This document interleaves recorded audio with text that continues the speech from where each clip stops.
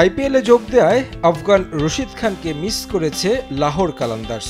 তবে তার জায়গায় রিশাদ হোসেনকে পেয়ে সেই ঘাটতি ভুলেই গেছে দলটা। প্রথম দুই ম্যাচে টাইগার স্পিনারের দাপুটে বোলিং বুঝিয়ে দিয়েছেন কেন তিনি স্পেশাল। তবে ধীরে ধীরে তার রহস্য যেন উদ্ঘাটন করতে যাচ্ছে প্রতিপক্ষ দলগুলো। এদিন পেশোয়ার জলমির মুখোমুখি হয় তার দল লাহোর কালান্দার্স।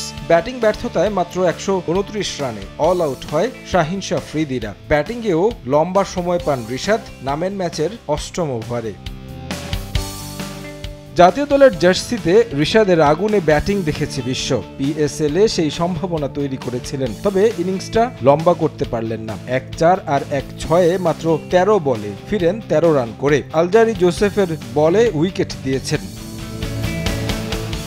ছোট পুঁজি নিয়ে লড়াই করে গেছে লাহোর কালান্দার্স। ম্যাচের 9ম ওভারে রিশাদের হাতে বল তুলে দেন অধিনায়ক শাহিন শাহ আফ্রিদি। প্রথম বলে বাবর আজমকে খুব একটা পরাস্ত করতে পারলেন না। 1 রান তুলে নেন পেশোয়ার জলমি অধিনায়ক। পরের বলে হোসেন তালাতকেও খুব বেশি বেকায়দায় ফেলতে পারেননি। প্রথম ওভারের 3য় বলে বাবর আজম বাউন্ডারি হাঁকান রিশাদকে।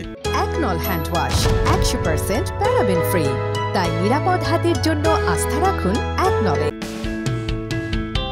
নিজের প্রথম ওভারে 9 রান দেন টাইগার স্পিনার। পাননি কোনো উইকেটের দেখা, তারপরও তার উপরই আস্থা রাখেন লাহোর অধিনায়ক। নিজের দ্বিতীয় ওভারেও খুব বেশি কার্যকর হতে পারেননি। মিডল ওভারে বরাবরই উইকেট প্রত্যাশা থাকে তার উপর। 2 ম্যাচে তার প্রমাণ দিয়েছেন, তবে এই ম্যাচে বেশি প্রত্যাশা ছিল তার উপর, কারণ দলের পুঁজি ছিল মাত্র 129 রান।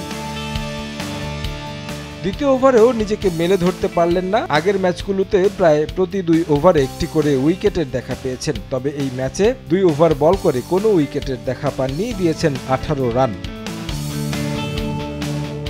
আগের ম্যাচেও বেশ খরচে ছিলেন রিশাদ। 45 রান দিয়ে নিয়েছিলেন 2 উইকেট, তবে এই ম্যাচে কোনো উইকেট পাননি। পরবর্তী ম্যাচগুলোতেও তার উপর আস্থা রাখবে দল, সেই প্রত্যাশা টাইগার ভক্তদের।